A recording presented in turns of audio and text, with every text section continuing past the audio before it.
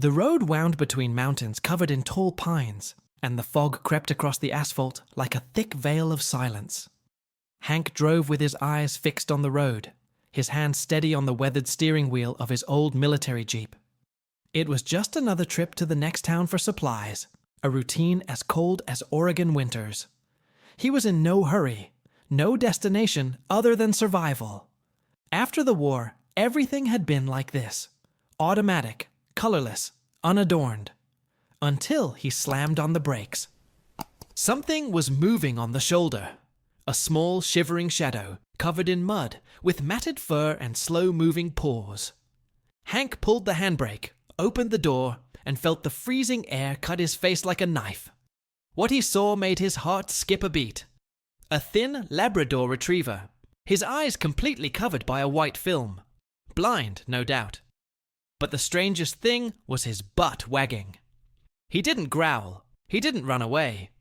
He wiggled his butt as if he had expected this encounter. Hank took a step, then another. The dog remained still, only his ears flattened and his chest heaving with fear or exhaustion. His approach was slow, almost respectful. Hank held out his hand, and the dog sniffed as if recognizing an old scent. He rested his head against his fingers, a silent surrender that made the old soldier feel exposed, vulnerable in a way he hadn't allowed himself to feel in a long time. Maybe you've already felt this. A stranger who seems familiar, a reunion without explanation. And even though reason tells you to move on, something in your heart says otherwise. He knew he couldn't leave him there. But it didn't make sense to bring him home either. A blind dog abandoned in the middle of the woods could only be one more problem. Hank was no longer the man who took up lost causes. He had too many scars, physical and invisible. There was no room for affection. But in that moment, something stronger than fear spoke louder. He put the dog in the back seat. The dog lay down without protest, as if he knew the car well. Hank said nothing, just started the engine and drove down the winding road back to the wooden shelter where he lived in seclusion. I still didn't know what to do, or what the next day would be like. But there was something there, something old, that was beginning to stir in his chest. That night, the snow fell lightly. The dog slept by the fireplace, and Hank watched. He didn't sleep a wink. Something was bothering him. He was just a dog. But there were strange patterns. The way he stood, the words he seemed to understand, the way he recognized certain sounds in the house. And when he lay down on an old medal that had fallen from a shelf, Hank froze inside. Have you ever had the feeling that the past is knocking on your door, even when you tried to lock it away? Well, it is. Hank tried to ignore it too. But what he didn't know yet is that that blind dog didn't come to him by chance. And what happens in the next few days will change everything he believes about destiny, memory, and loyalty. Stay with me, because what you are about to discover may surprise even the most hardened hearts. The hours of dawn passed slowly, as if time had stopped inside to observe as well. Hank remained seated, immersed in a thick silence, his eyes fixed on that body lying next to the unlit fireplace. The dog was breathing deeply, with slight tremors in his chest, as if he were dreaming of old things. Maybe good, maybe not. The metal on the floor shone under the pale light of the ceiling lamp, and even without touching it, Hank felt its weight in his hands. He couldn't get the way the dog responded to the command out of his mind. It was automatic, precise, almost military. As if his body still obeyed even though he couldn't see it, even though he didn't know where the voice was coming from. Hank tried to find a logical explanation, but everything seemed to be beyond logic that night. He felt invaded by a kind of spiritual restlessness, an internal tremor that not even the cold could explain. The cabin where he lived, once a comfortable hideaway, now seemed full of invisible eyes. Every corner seemed to carry an echo, an old noise that came back from the depths of memory. The dog's slow breathing mingled with the creaking of the wood, the creaking of the old house that stood the test of time, like he himself. And outside, the wind blew through the pines as if trying to call someone back. As the hours passed, Hank stood up, paced around, warmed up a cup of coffee he had forgotten to drink. His hands trembled as he touched simple objects: a mug, an old photo forgotten behind a book, an old military shirt stored in a trunk he had sworn he would never open again.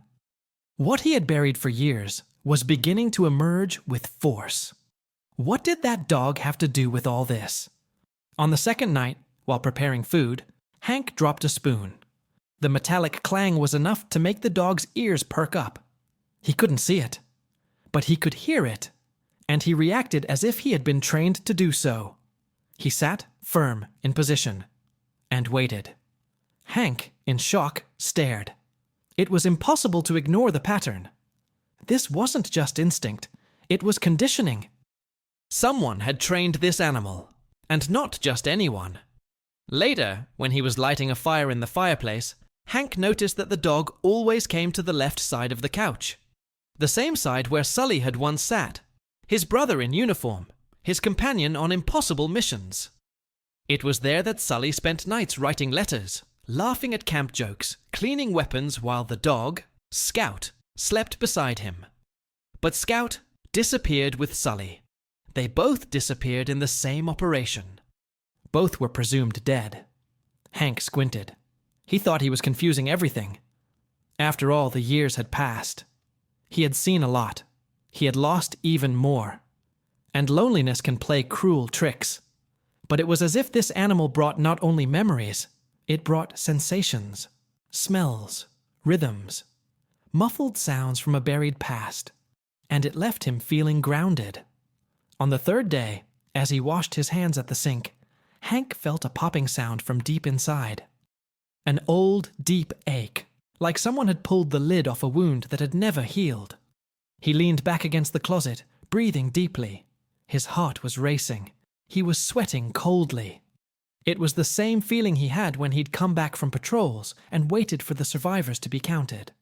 The same feeling he'd had when he'd gotten the report that said, Sullivan, missing in action, presumed dead.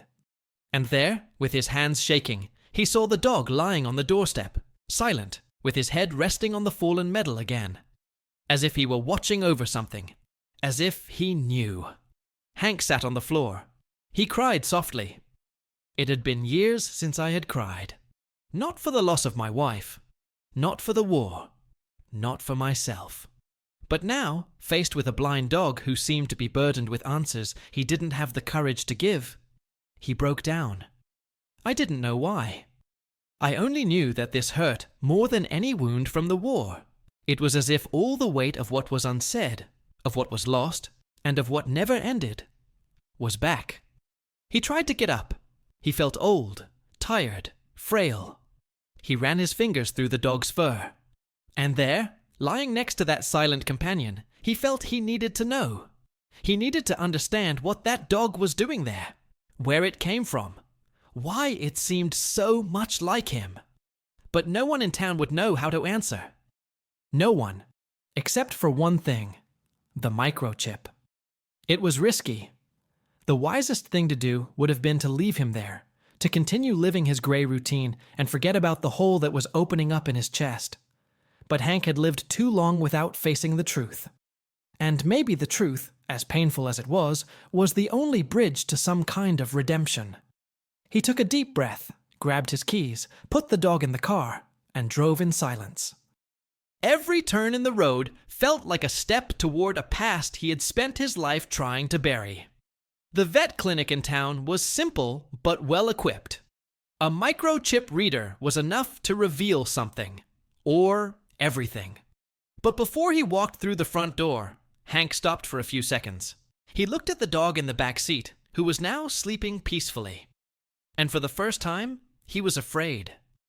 Afraid that he would find out he was right. Comment. There's something here that touched me.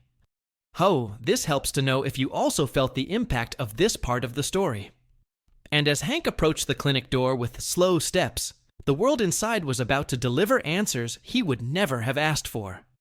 But that, perhaps, he had always needed to hear. Hank lit the wood stove with calloused hands and eyes sunken with weariness.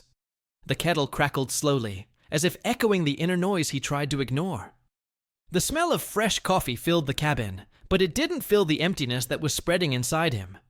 The dog slept quietly, curled up in the old blanket by the door. An army blanket, embroidered ironically with Sully's initials, stitched on it years ago as a joke on a cold night in the desert.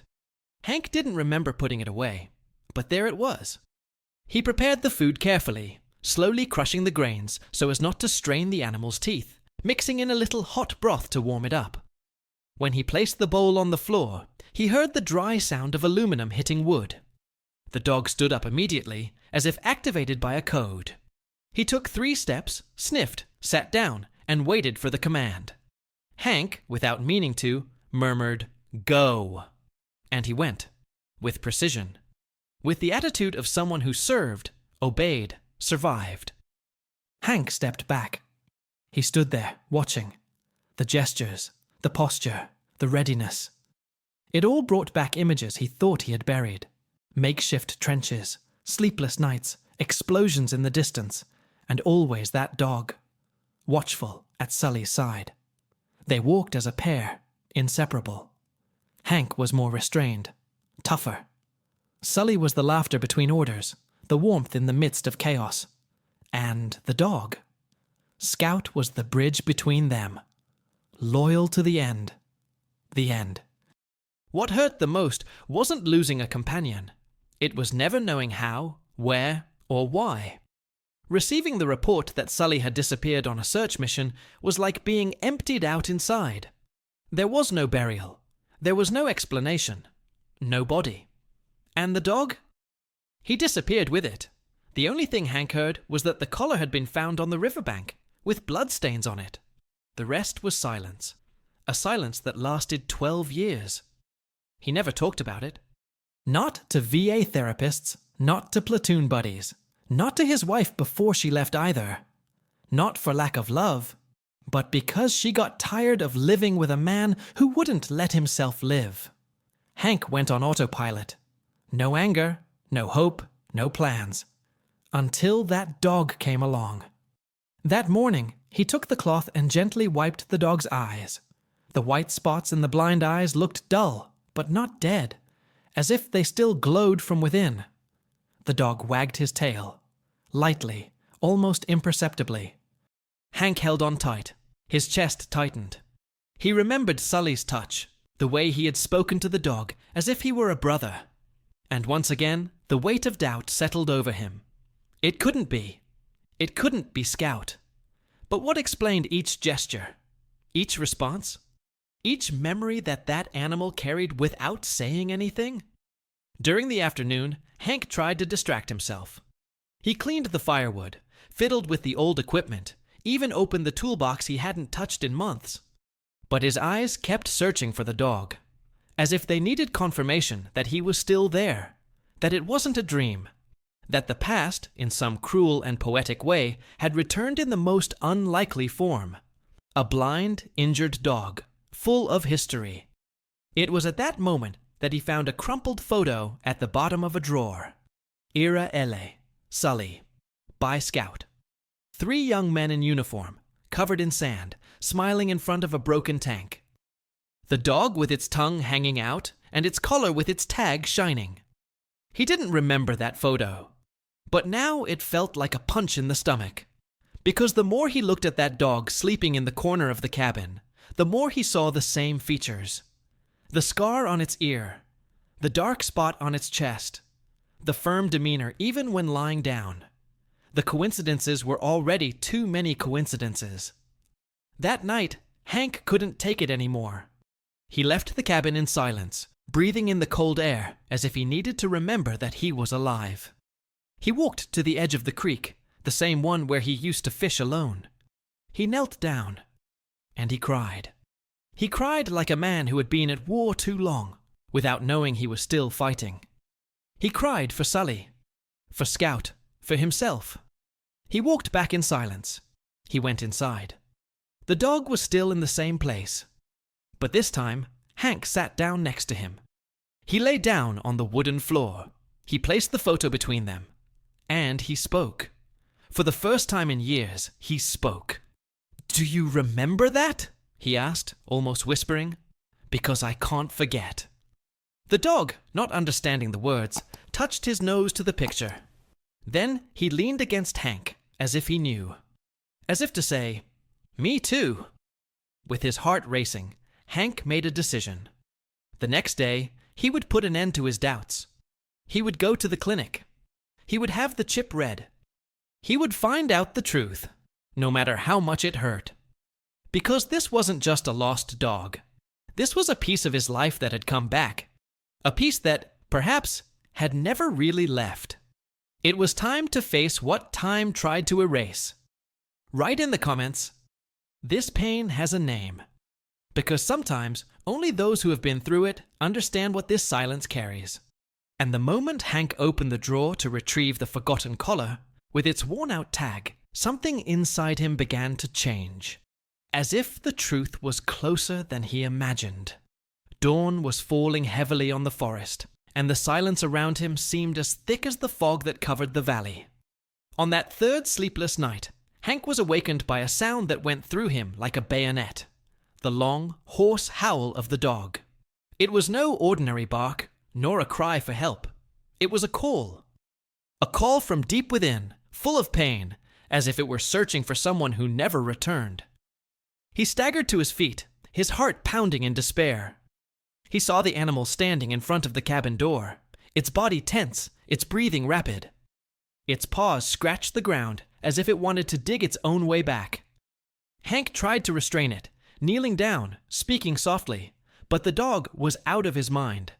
It circled around in circles, panted heavily, and then simply stopped and lay down. But he didn't just go anywhere. He lay down on Sully's medal, the same one Hank had left lying in a corner, covered in dust and oblivion. That broke something inside him. Hank reached out with a shaking hand, picked up the worn and dirty metal disc, and held it up to his eyes. Its dull shine reflected years he had spent trying to forget. It was the same medal Sully wore around his neck. He never took it off. Ever. And the dog? The dog stood there, motionless, head down, white eyes staring blankly into space, but with an expression that said it all. Hank knelt beside him, and for the first time in over a decade, he broke down. The tears came without warning. They weren't sobs. They were the drawn-out sobs of someone who'd held in too much pain for too long. He wasn't crying out of pity. He was crying out of guilt. He was crying because he'd never gotten an answer. Because Sully had been more than a soldier. He'd been the only person who'd seen what Hank carried inside. And now, here it was. A shadow of that past, alive and breathing beside him, howling for something that was also lost. He ran his hand through the dog's thick fur, but the dog didn't move. He just sighed, as if he needed that touch too. "Who are you, huh?" he whispered, his voice breaking. But the answer came in a different way. The dog slowly raised his head and rested his nose on Hank's feet. A small gesture, but it brought back too many memories. Hank's mind was thrown back to the desert, to the unbearable heat, to the stuffy tent where he and Sully spent hours cleaning guns, arguing politics, and laughing at the kind of nonsense that only people on the verge of death can find funny. And always, always, there was that dog lying in the corner, attentive, present, faithful. Scout. It was the first time the name crossed his mind clearly. Scout. Hank stood up slowly. He walked over to the bookshelf and pulled out a rusty box. Inside were a few mementos, letters, badges, a folded photo, an old dog collar, and the platoon ID card. He flipped through it like a tombstone. He found Sully's name, and next to it, in a small, barely visible notation, Scout, K9, Labrador, dark brown, code 09S. His chest tightened. His legs felt weak. It was too much. It was impossible. It was painfully real. The dog got up and walked over to him, slowly, as if sensing the moment, and he lay down, once more, next to Sully's medal, which Hank had dropped on the floor. The decision, which had been postponed until then, now seemed inevitable. He needed to know. He needed to put an end to that torment that mixed longing, fear, and hope. The microchip, it was the only way. Maybe it would bring peace. Or maybe it would open even bigger wounds. Early in the morning, with the sky still gray and the ground covered in dew, Hank loaded the dog into the truck and drove into town. The road seemed longer than ever. Every mile seemed to carry the weight of years of silence. He passed familiar places, but everything felt different, as if the world were holding its breath too. When he arrived at the clinic, he stopped the car in front of the glass door. The engine was still running. His hands were on the steering wheel. The dog was lying in the back seat. The sound of the engine seemed distant, muffled by that moment when the present and the past meet, and neither makes sense. "Come on," he murmured, trying to convince himself. He walked in with the dog in his arms. The receptionist, a young woman with glasses that were too big for her face, greeted him with an automatic smile. He didn't answer. He just pointed at the dog. "I need you to read his chip." The girl called the vet. A middle-aged, bald man with a calm voice. He soon appeared with a portable reader in his hands. "Will it hurt?" Hank asked. "Just a second of discomfort," the man replied, placing the device against the side of the dog's neck. The beep sounded, and in that instant, Hank felt as if all the air had been sucked out of the room. The name appeared on the small screen. A name he knew. A name he never wanted to see written again. Jacob Sullivan. Comment there. The truth smells of the past.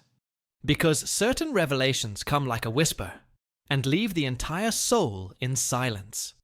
On the same screen were the dates, the registration number, and a final note with an old address. The dog was indeed Sully's. There was no doubt about it anymore. But what no one there knew was how he got there, and what that could still mean. Hank left the office as if he were floating in a strange dream. But there was nothing ethereal about the pain. It was real, thick, suffocating. He walked slowly across the dirt parking lot, the midday sun burning the back of his neck, but he didn't feel the heat. Each step seemed like an effort to keep from collapsing again. Scout walked beside him, her head down, as if she too knew that the revelation had reopened something that time had tried to forcibly heal. Jacob Sullivan. The name still rang in his mind, like the crack of a poorly fired gun. Sully wasn't just a soldier, he was an anchor. And knowing for sure now that that dog was indeed Scout, the faithful companion who had accompanied Sully until his last known days, made everything revolve around a single question that tore at him more than any memory. Why had he survived, and Sully hadn't? No one had the answer. The microchip file said that Scout had been found years ago in the ruins of a bombed-out village in eastern Afghanistan. Alone, wounded, showing signs of trauma, but alive. An NGO took him in, treated his injuries, and tried to put him up for adoption. But he never adjusted. He ran away from 3 homes. One of them, in Colorado, kept him for only a week. The other, in Arizona, reported that he spent nights howling in front of the door, as if waiting for someone. The last one, in the interior of California, said that he simply disappeared. And now, here he was. In Oregon. On the same road Hank had been using for years. In the same town where Hank had chosen to hide from the world. It was too much of a coincidence. Or maybe it wasn't a coincidence. Inside the car, Hank didn't start the engine right away. He spent a few minutes with his forehead resting on the steering wheel, trying to reorganize his thoughts. But everything seemed out of place.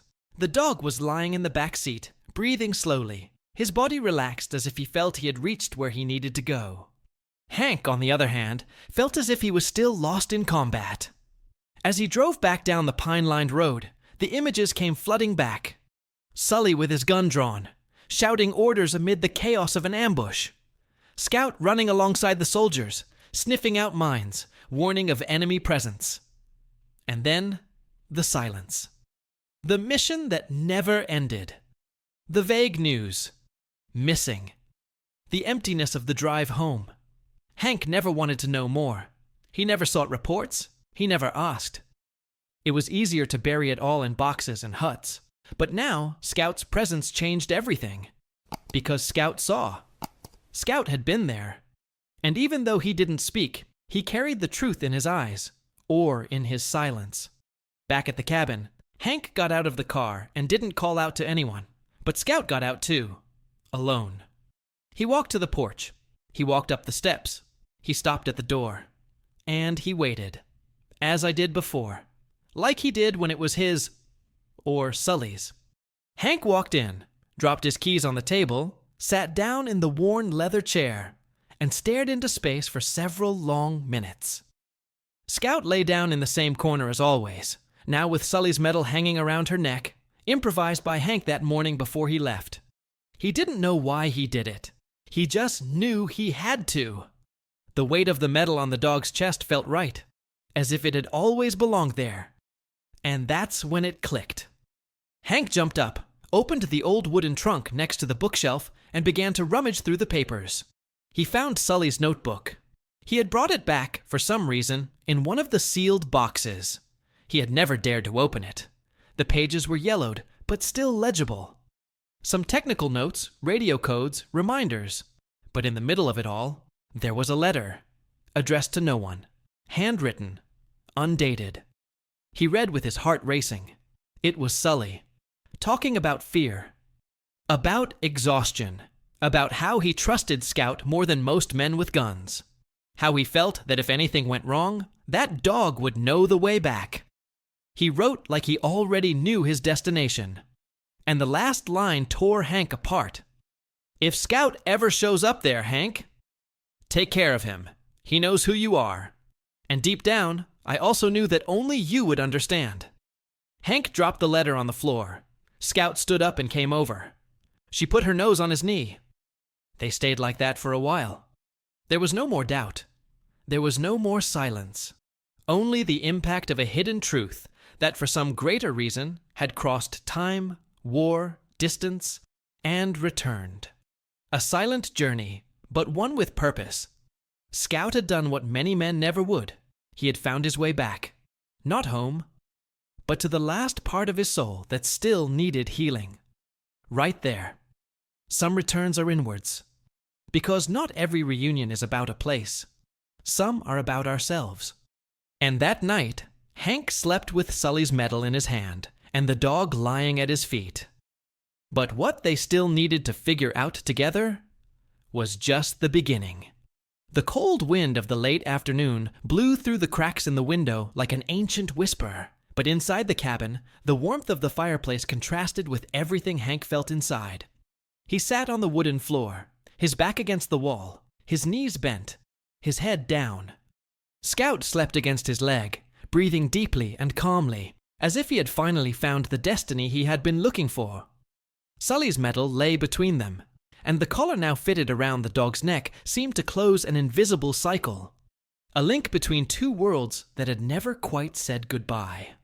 The pain was still there, but it was no longer the pain that paralyzes. It was the pain that begins to transform. For the first time in years, Hank felt something that wasn't just absence. It was presence. It was living memory. It was legacy pulsing silently. He ran his fingers along the edge of the medal, as if trying to decipher a forgotten code. He thought of Sully, of the nights they'd talked about going home, about starting a business together, maybe a hunting lodge, maybe even writing a book. They'd laughed about it. But deep down, there was hope. And Hank failed in that hope. After the mission that took Sully from him, Hank didn't try to start over. He didn't try to understand. He didn't want to look for anyone else. He buried his past in a lonely field in the middle of the mountains, believing that silence was the only way to move on. But Scout had crossed years, continents, families, shelters. He had suffered, he had been lost, he had been rejected, and yet he had found his way back. That wasn't just loyalty, it was mission. And that Hank couldn't ignore. The next morning, his eyes puffy from a bad night's sleep, Hank hefted his old pack onto his back and set off with Scout along the trail that led to the top of the hill. It was a long walk, one he usually avoided since his knees were cracking in the cold. But this time was different. He had to get Scout there. The dog, even though blind, seemed to know exactly where to go. They climbed slowly. They stopped several times. The silence of the forest was broken only by the sound of dry leaves underfoot and the firm steps of those carrying a purpose. When they reached the top, the sun was already hiding behind the mountains, painting the sky with shades of gold and rust. Hank calmly opened his backpack. He took out the frame with the faded photo. Him, Sully, and Scout. The three of them. The trench in the background, the forced smiles, the puppy with its tongue hanging out. That was all that was left. Carefully, Hank tied the frame to the tallest tree. The same one where Sully liked to sit when they visited this hill in the early months of the downturn. It was his favorite place.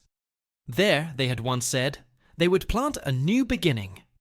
It turned out to be the starting point for the end, but now it would be the point of rebirth. Hank knelt before the tree. Scout leaned against him, panting. Her dull eyes stared at the sun, as if they could see it even without the light. Hank closed his eyes. He felt the wind on his face. And there, in that instant, everything heavy began to shift. Sully's images became softer. No less painful, but more complete. He wasn't just in what was lost. He was in what survived, in what continued, in what came back. Hank understood that Scout wasn't just a reminder. She was a chance, a new possibility to reconnect with what really mattered, with what he had been, with what he could still be. On the way home, as the sky grew dark, Hank noticed something simple but profound. The dog was now walking on the right side. It was just like Sully. He always stayed on the left, and Scout was in the middle. Hank had taken that place back. And so had Scout. Nothing was said, but everything was clear. Back at the cabin, Hank made dinner as usual, but this time he served 2 plates. One for himself, one for Scout. Then he sat on the porch with a blanket over his legs and the dog by his side. Outside, the sound of crickets mixed with the crackling of the burning logs. Peace did not come like a bolt of lightning. It came like a trickle of water running between the rocks, discreet but constant. There, on that ordinary evening, Hank smiled to himself. It was the first weightless smile in a long time. Write in the comments, some comebacks change everything. Because sometimes it's in the reunion that we rebuild ourselves. But there was something even deeper that Hank needed to face. A silent revelation that had been kept hidden for years. And now, with Scout by his side, perhaps it was ready to be understood. The sun was sinking behind the pine-covered mountains when Hank pulled his wooden chair back onto the deck of the cabin and sat down with a long sigh, as if he finally had something lighter in his chest. Scout lay beside him, his nose resting on his paws, his body tired but serene. The old blind dog no longer needed to see to know where he belonged. This porch was his new lookout, and Hank, as much as it pained him to admit it, was getting used to being there. To the routine of caring, of talking, of remembering. But that afternoon, something different was in the air. Maybe it was the cooler breeze that cut through the branches. Or maybe it was the letter Hank held in his hands, folded 3 times, written in the shaky handwriting of someone who had never allowed himself to write. It was an old note he had written to Sully, back at the base, but had never had the courage to deliver. The letter was in the old box with the other mementos, forgotten, or rather hidden. Words that said so much, but that had been silenced by the fear of appearing weak, of appearing too human for a soldier. Now, after all, he read it aloud. If I don't come back, promise me you won't blame yourself. I know you'll try, but don't do it. Guilt is stupid, and too heavy for a man like you to carry alone. The voice failed. Scout's head lifted, as if in response to the vibration of that confession. Hank ran his hand through the dog's thick fur, which remained there, motionless, like a monument of fidelity. He stood up and walked to the side of the cabin, where the old tool shed had been. The smell of rust and oil was the same, but the place was no longer repulsive. He opened a shelf and took out a small folded banner, an American flag that had been sent to him when he received the official confirmation of Sully's death in the mail. Hank had never opened that package. He had kept it in storage. He had denied the reality of it for over a decade. But that day, he opened it. She unfolded it with steady hands. She smoothed each corner with her calloused palm. And finally, she placed it on the living room wall, above the unlit fireplace. Scout came in and sat directly below her. It was like a silent ceremony, performed by just two survivors, a broken man and a dog who refused to forget. The next day, Hank did something he never thought he would do. He got in his car and drove to the small village school, not to seek help, but to offer something. He spoke to the director. He said he wanted to tell war stories to the children, not to glorify shots and medals, but to talk about friendship, about overcoming, about how sometimes a dog can be the link between death and hope. She accepted. The next week, Hank returned to school with Scout. Students gathered in the auditorium, curious. The old veteran with the gray beard walked in with a firm step, leading Scout with a simple leash made from his own old service collar. And for the first time, Hank spoke.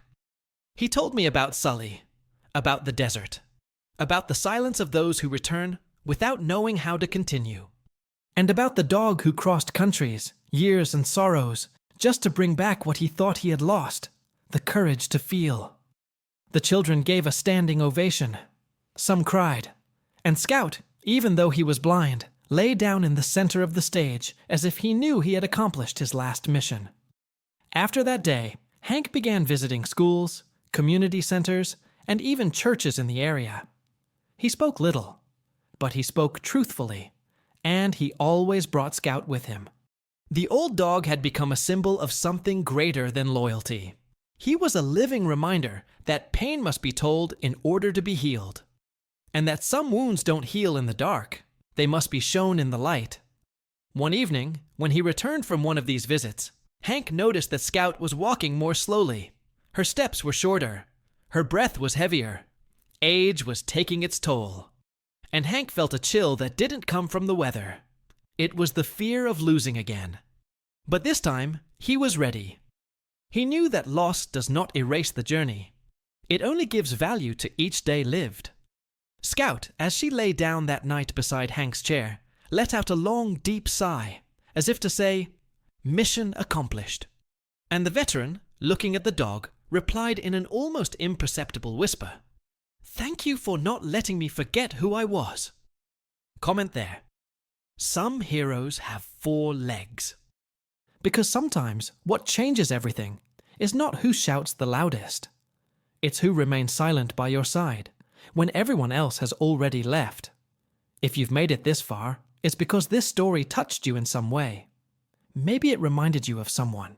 Maybe it awakened something that was quiet inside you. The truth is that some connections can't be explained. They just happen, like Scout returning to Hank, like silence that turns into a new beginning. If this video made sense to you, leave a comment with, "I felt this connection, so I know you walked with me until the end." Take advantage and leave your like too, not only for the video, but for everything that was built together throughout this journey. This helps keep this space alive for more stories that really matter. And if this type of content speaks to what you believe, subscribe to the channel. We still have a lot of profound things to experience here, together. There is a video here on the side that continues along the same lines. Click and come with me for another story that deserves to be told.